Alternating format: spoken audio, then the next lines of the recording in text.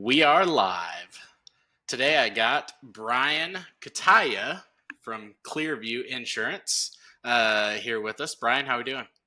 We're doing great, man. Happy Friday. How are you? Yeah, doing excellent. I can't complain. Even if I did, nobody would listen. So, Yeah, exactly. so Brian, Clearview Insurance, you're kind of a big powerhouse now, aren't you?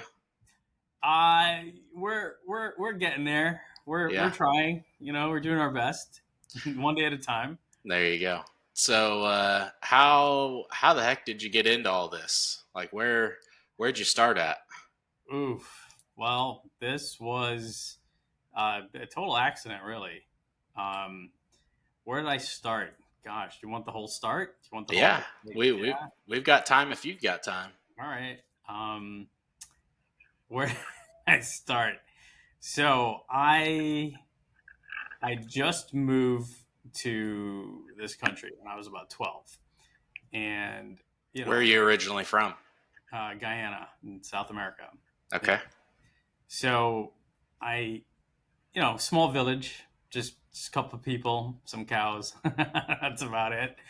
And I come here. We moved to New York, and we were poor, but I wanted nice things, and I needed money to get nice things because I used to get picked on a lot at school, showing up with my Payless shoes and all that stuff. And I was like, I want some Jordans. All the kids were wearing Jordans, but family didn't have money to buy me stuff, so I was like, well, I gotta make money somehow. So as soon as I turned 14, I got my working papers, and got my first job at 14 at Dunkin' Donuts. And I had the 5 a.m. shift. It was like 5 a.m. to like 10 a.m. it was this ridiculous shift for a 14-year-old. And I And didn't you're last. still in school at that time? Yeah. But I'd worked the weekends. Oh, okay. Yeah. Okay. Yeah, I'd worked the weekends. But I hated it. It sucked. I mean, like people that need coffee in the morning, like the worst type of people ever. Everyone showed up angry. Oh, you messed up my coffee. I asked for 2 sugars. You gave me 3. And I'm like, how do you know? Anyways, I didn't last very long. And I ended up like walking that strip mall, every day, trying to get a job at any one of these stores. And I ended up getting a job at the pharmacy. And that was great. That was a fun job. But yeah, my first paycheck, man, I used it and I went shopping. I got a jacket. Showed up to school the next day, and everybody was like, "Oh, nice jacket." And I was like, "Oh yeah." So that's it started for me really wanting to buy nice things, and that's why I wanted to make money, and that's what I ended up doing, right? So that second job was great. I worked there all through high school, and I went to school full time, and also managed to clock in about 50 hours a week. Wow. Yeah, because all the kids they didn't really. It was just like a thing. I was like, yeah, I'll make a couple bucks and hang out. And I was like, no, I want to make as much money as I can. I'll work all the hours nobody else wants to work. So I did that all through high school, and that was great. And then, I was I think this was the time The Apprentice was on TV, and I was a big Donald Trump fan, and I was like, I want to get into real estate. So when I turned 18, I got my real estate license, and I went out to start selling real estate. And my first year was amazing. I mean, it was the most money I've ever seen. Like my first commission check, and I was like, "Holy crap, I'm rich!" Right? Didn't realize I had to do that like every month. Right? I probably didn't have another closing until maybe 6 months later. But I grinded out, and my first year was great. And then the market crashed. And I was like, "Oh, great! There goes my real estate dreams." And nothing was happening for a good year. I stuck around the office, and look, there were practically no closings, right? And I couldn't go back to my old pharmacy job. I had too much pride now because I was a real estate guy, and I had my suits on, and I would go in there, and I'm like, yeah, hey, yeah, I'm killing it over here. And all of a sudden, you lose everything, right? Yep. So I had too much pride to go back to that job, and so I started looking. Outside of that, I've never really had like a normal job. Clocking in hours for dollars. I've always been driven to more commission-based jobs, kind of like, let me put in my work and see what I can get out of it. So I ended up getting recruited to New York Life. Got my life insurance license and started selling life insurance. They're like, yeah, be a millionaire selling life insurance and annuities and all that good stuff. And that was tough. That was really hard as a 21-year-old selling life insurance. I mean, at 21, you're invincible. You're not going to die. And I'm selling something that's going to benefit your family when you die. It was really, it was tough for me to sell, but I sold it. Did okay. Ran out of all my warm leads, and at that time I was basically walking Midtown Manhattan with a postcard. That's how I was getting my leads. I'd walk around with these postcards and just stop random strangers and say, "Hey, I'm Brian from New York Life. Do you have a minute for a quick survey? What on this list is most important to you? Life insurance, college savings, retirement planning, blah, blah, blah, blah." And they'd say, "Well, your retirement planning." Great. Flip around, have name, phone number, and address. And they're like, "Oh, you know what? Give me your name, your phone number, and your address, and I'm going to mail you something, on this and see what you think." And, I'd never mail it. I would just call them up a week later and say, "Hey, John, I just so happen to be in your neighborhood. I've got that package. Instead of mailing it, I'm going to drop it off to you." And I would try to get in their house and do a fact finder and maybe walk out with a life insurance policy. That was brutal. I did not enjoy that. So I had this crazy idea of starting my friend's mom was doing taxes, and taxes was crazy busy. And she was like, "Yeah, we do a ton of it. And, this is what we charge." And I was like, "Oh, interesting. Well, everybody's kind of have to do their taxes. It's just a matter of where they go." So I had this crazy idea of opening up a tax office. And then I would cross-sell my tax clients life insurance. And so I was like Googling like how to start a tax business.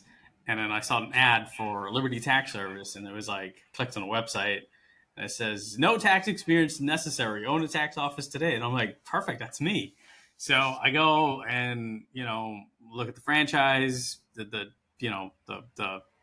discovery calls, and part of it was going down to Virginia Beach and kind of sitting on a discovery day.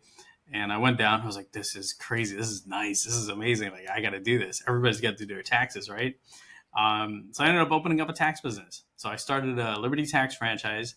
And that first year was really just, I lived in the office. I greeted every single customer that came in, working 15, 16 hours a day. And, this time I'd lost, my car, my credit cards were all maxed out. It was brutal. And that first year was really tough. The business did well, but I didn't make any money, right? I had to pay off the debts that I borrowed to get started. And, I think we did maybe 150,000 in revenue for year one. After you pay your royalties, you pay your staff, you pay your rents. There's nothing left. Yep. So I forgot all about the life insurance stuff. I didn't really do a good job cross-selling that. But I was like, okay, this is interesting business. My first year I did 150K. If I can double that next year, I'll be back on my feet and I'll be okay. And that's what I did the next year. They called me up and they're like, "Hey, you did a great job. Do you want to open another store?" And I said, "Yeah, sure. Why not? Let's do it."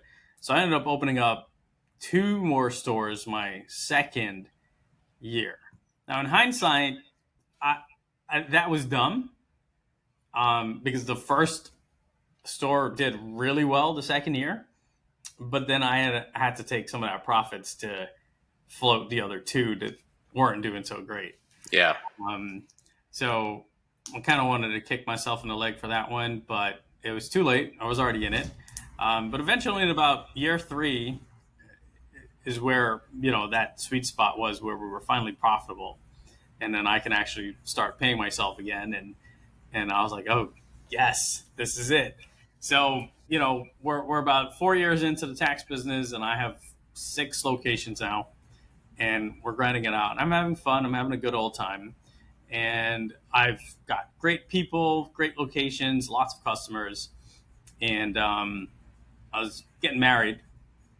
And my wife said, well, are you really not going to do anything after April? So she used to, wake up early and, go to her job. And I'm like, yeah, I'll just, I'll wake up when I feel like waking up. It's after April. I don't really have anything much to do. So she used to come home and I'm there just hanging out. I think You were living the life. living a life, right? But I think it was driving her crazy where, she was like, well, I have to go to work. And like, you're wasting your talent. You should be doing something else. And I'm like, you're absolutely right. I should be. And then someone said, have you thought about, P&C insurance? And I was like, P&C insurance? What the hell's that? Selling car insurance for $100? I'm not doing that. And they're like, no, it's a different, it's an interesting business. It's, if you know about it, you know about it. If you don't, you don't. What's great about it is that, the business has lifetime renewals. I was like, lifetime renewals? What does that mean? Well, as long as the customer stays in your books, 5, 10, 15 years, you get paid on that customer every time they renew their policy. And I'm like, oh, interesting. So for me, I was like, well, it didn't make enough sense to put in all that work for a couple $100. I didn't see the long-term vision in it. I didn't really understand the economics. So I ended up opening a captive agency and, just really, it was just like a side gig. I was bored, I was looking for something else to do. And my first year, I mean, we weren't even trying. But this was a different time. This was in 2014. The market was still open. Carriers wanted to write business. We came. Last year has been the most difficult 2 years the industry has ever seen. It's never been seen before, and I do have a good feeling we're getting out of it. But in 2014, everyone wanted business. Everyone, the economy was growing. Everything was doing great. And that first year after, owning that insurance agency, we grew. I look at the numbers, and then after the 12, the 13, 14-month mark, the renewals from the business that we've written the prior year started to get on the books. And I was like, holy crap. Now, if we're maintaining the same level of business we're writing, plus the renewals, we've essentially doubled our business in 2 years. Mm-hmm. And I was like, oh my God, I'm in the wrong business. I need to focus on this. If I stack this up for another 5 to 10 years, this is going to be good. And it was way easier to manage. I had 4 employees in a small location where I was managing 50 part-time employees in over 6 locations with the tax business. It was a lot of management, right? A lot of stress. With this, it was 3 plus myself, 4. So we had 3 employees, and that was it was so easy to manage 3 people compared to 50. Right. So you don't still do taxes, do you? I'm still involved. We still have, when I sold it, we kept, we had clients that come to us. I don't manage the day-to-day or anything like that anymore. But it's still a good business. It's a great business. I think, there's still money to be made in there. For me, it was, I went all in on insurance once I understood the economics of it. Yeah. It was much easier for me to scale something like this than something like that, right? So I sold the tax business and kind of went all in on that captive model. And that was great. I built, I think at peak, we got up to 10 million in premium, over 7 figures in revenue. And I was like, is this it? Like, am I semi-retired now, golfing twice a week? So I hit a ceiling there. Because I wanted to grow, but you can only get to a certain level on the captive side. It's really difficult to kind of break that ceiling. So I decided in 2021 that, we were selling the captive agency and starting back from scratch. And that's how we started Clearview. So we started Clearview with the intention of, being a national player, right? We want to be able to go out, and acquire mom and pops that are selling, have our franchisees have the ability to acquire those and grow with us. And And that's what we've been doing ever since. So we started in 2021 from zero, and we're almost 3 years in. Next month is going to be our third anniversary, and now we're over 50 million in premium, direct written premium, and that's growing rapidly. We have, I can't tell you how many franchisees we have now. We have a good amount, Yeah. including yourself. And what we're trying to do here, when I left the captive business, I said, this is a good model. It makes sense because you can buy revenue to get started instead of starting from zero, which they allow you to do. There's not a lot of independent agencies that you can go and buy revenue to get started with, because most of the private equity firms are buying up these smaller agencies that are retiring and stuff like that. I don't think that's great for carrier. I don't think it's great for community presence. I don't think it's great for a local market. So we want to be able to be a face and a place in the community. And that's what we're doing with Clearview is, looking for good talent that doesn't know this industry exists. And once they see the economics behind it, they say, okay, this makes sense. This might be something that I want to get into. I find that typical, if you have insurance experience, you're not necessarily an entrepreneur where you know how to scale a business. I'd rather the entrepreneur that says, okay, I understand how to scale a business. I can find somebody to sell insurance, right? Yeah. And you're growing the business. Now your business is selling insurance, but it's still a business at the end of the day and has to be operated like a business. Most insurance agents operate their business like an insurance agent, not particularly like a business owner. Yeah. Right? Yeah. So So are you guys? I mean, you're in all 50 states. we are licensed in all 50 states. I'd say we are active in about 32 states. Okay. So I mean, you said you're in New York. What would you say that New York is your main, like that's where your main hub is?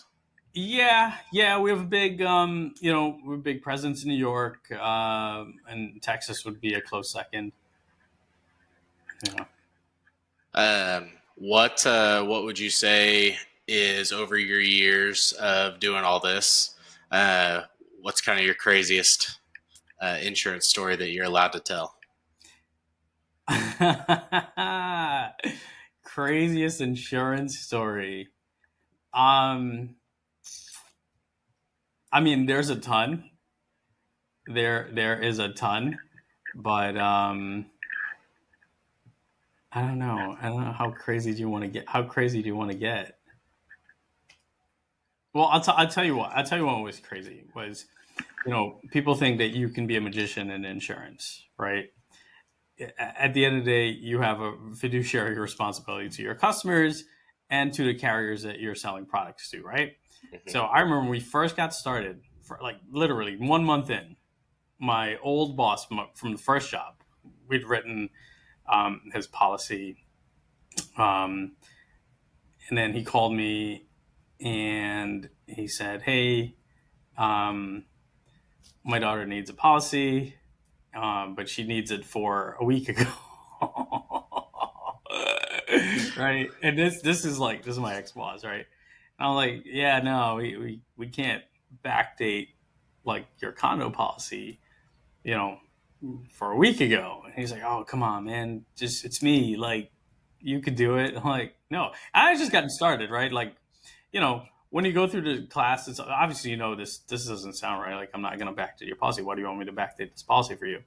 It turns out she just bought a condo and she did not have insurance in place, and condo caught fire. Yep. Yep. And so yeah, you would have been opening yourself up for a lot of Are liability. you kidding me? Yeah. And then for him to ask me to do that, I'm like, the nerve of this guy. Really? You want me to jeopardize my family, my livelihood for Right. Yeah. So yeah, just make sure, listen, insurance is a weird thing. You don't need it until you need it. So just make sure you're up to date in your policies, and don't now is not the time to lapse a policy. It's going to be hard to replace it. She obviously paid cash for it. Yeah, I mean they were loaded, so I'm Because pretty sure. But they were also very cheap. He was also very cheap, so I can see him saying, "Nah, we don't need the insurance. Don't worry about it." yeah, exactly. That's because I know you don't have to have insurance. That's not right. like if you pay cash, you could fine. just let it ride, and Yeah. no one forces you to have insurance if you don't have a lien on your house or your condo or whatever. But yeah, if she would have had a loan on that thing, that lender would have been like, "Hey, we're not giving you this money till you have insurance." Exactly. So, but yeah, I mean, listen, we're protecting lives, we're protecting people and their stuff, and we have a ton of fun doing it, man. Everybody, they think insurance is boring. It is not boring. There's never, you never have the same day ever in this business. It's always something different. Always. Well, Brian, I appreciate you joining me. If there is people out here that want to get in touch with you, how do they do that? Yeah. I mean, find me on LinkedIn, Brian Kutayiah, Instagram, same thing, Facebook, same thing, or email me, brian@clearviewinsurance.com. All righty. Yeah. Anything else you want to leave everybody with? Yeah. I think the biggest lesson I've had to learn is, starting any business is that it takes way longer than you think it'll take, and it is way harder than you think it is. Yep. Right? I've paid my dues and I'm continuing to pay my dues. But I think at every level you pay your dues a little differently. When I first started, I was paying my dues with time and energy. Now I have a little bit more time on my hands. You might see me playing golf here and there, but doesn't mean that I'm not paying my dues. I'm still paying my dues. It's just being paid a little differently than it used to. But yeah, just if you're going to do any business, if you're going to go, you got to go all in. You got to put in the work, and you might not see the results right away. But if you stay consistent with it, but again, I'm not talking like don't get me wrong. I don't mean to be mean or anything, but I have friends that have started like stupid businesses. I'm like, this is dumb. Like, what are you doing this for? this makes no sense. Now, again, you have to make sure you have the right vehicle, right? Because you can start like, I don't know, a dog cupcake business or something. Right? that could take off, but hey, in New York, that might work. Yeah, exactly. But again, this is a proven business. Like, there's tons of people that have done it and made it successful. So there's proof there. So whatever you're doing, make sure that it's the right vehicle you're in before you spend your time and energy doing it. So something like this, I know I'll work my tail off, but I know what the end results could be because I know others that have done it. Yep. Yeah. Well, and you walk down the street, and 9 out of 10 people you see have or need insurance. So yeah, it's not a bad thing to sell. Right. Yeah. Yep. Well, awesome. Thanks for joining me today. Yep. Thanks for having me, man. It's good to see you. Absolutely. All right. Have a good one. We'll see ya. All right. Bye.